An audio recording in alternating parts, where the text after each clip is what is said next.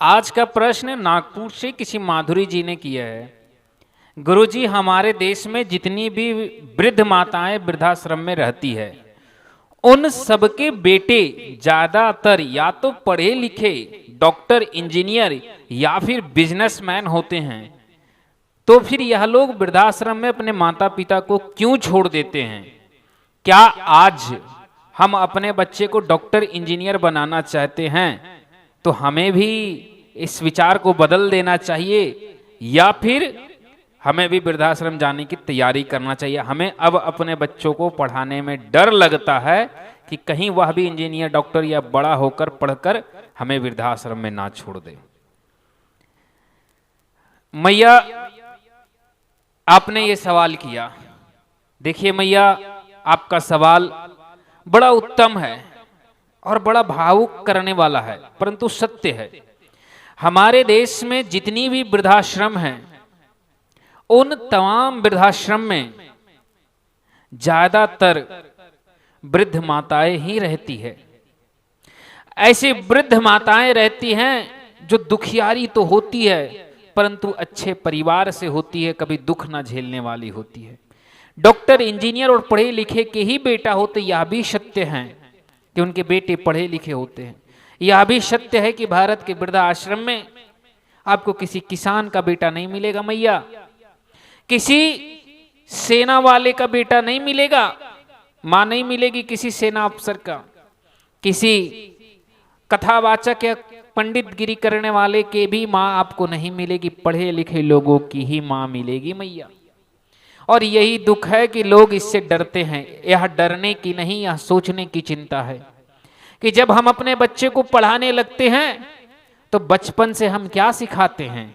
English और modern education. जब बच्चा मॉडर्न एजुकेशन पढ़ता है तो उसे एक चीज सिखाया जाता है कि this is my life and don't interfere in my life. यह मेरी जीवन है, इसमें कोई भी हस्तक्षेप ना करे।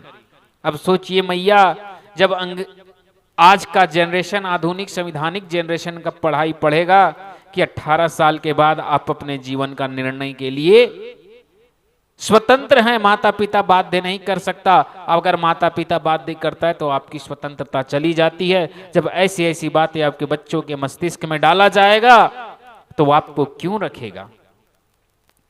इसमें दोष उन टीचर का भी नहीं है, उन लोगों का भी नहीं है जो बच्चों के मन में यह डालते हैं कि आप अपने माता पिता या फिर आप बालिक हैं तो स्वतंत्र हैं। गलती हमारी है कि हमने उन्हें बचपन में रामायण और महाभारत नहीं सिखाया।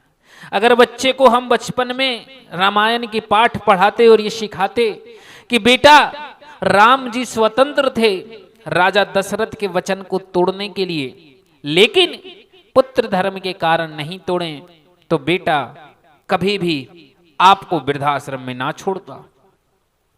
आपको यह सिखाते कि जैसे श्री कृष्ण ने कंस के वध को कर दिए तो राजा बनने का अधिकारी कृष्ण हुए, क्योंकि जो राजा का वध करते, जो राज्य को जीतते हैं, राजा वो बनते हैं। लेकिन कृष्ण बोले ना, राजा मेरे नाना बनेंगे, क्योंकि राजा नाना ही थे।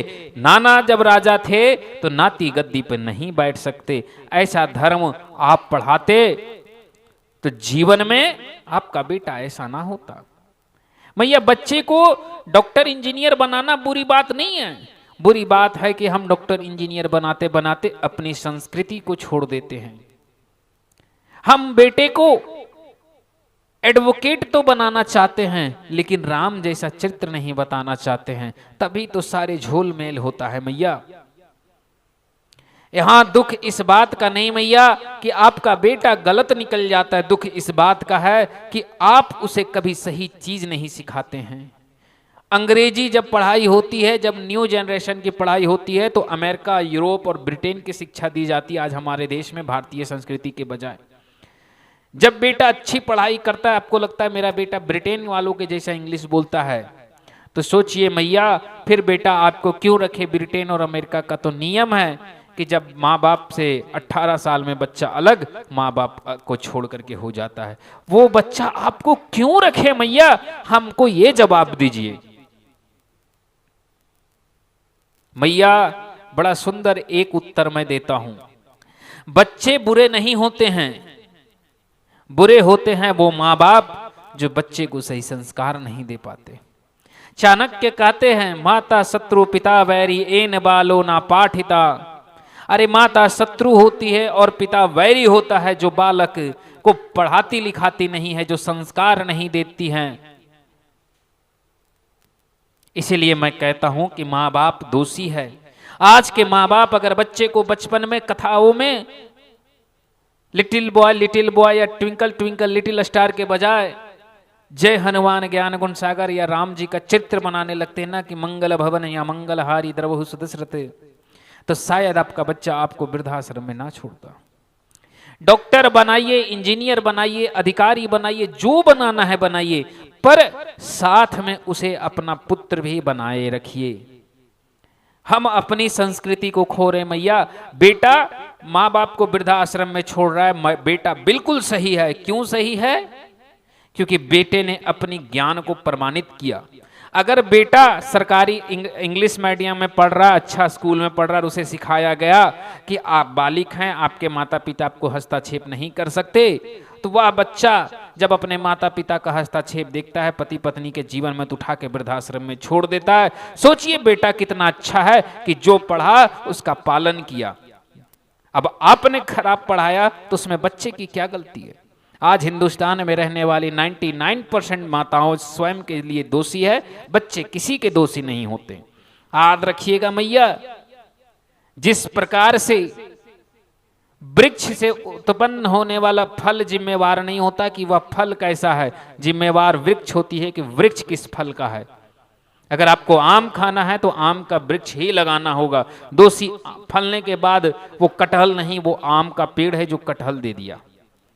पेड़ जो देगा वही फल फलेगा। तो माता पिता वो पेड़ है, जैसा फल माता पिता में होगा वही फल संसार को मिलेगा। आपने कैसा बीज बोया ये आप पर निर्भर करता है मैया। संसार में मैया सब कीजिए, लेकिन पुत्र को जब ध्यान दीजिए कि जब अच्छी शिक्षा मिले तो उसे अच्छी संस्कार दीजिए। बच्चे को घर में आए तो कभी रामायण और भगवद गीता का पाठ दीजिए। याद रखिएगा, राम राम रटने से कुछ नहीं होगा। राम के चरित्र को अपने पुत्र के जीवन में उतारिए मैया। जिस दिन अपने बच्चे को कहिएगा कि महाराणा प्रताप जैसा बेटा हमें चाहिए, तो महाराणा प्रताप जैसा संस्कृति भी देना होगा मैया।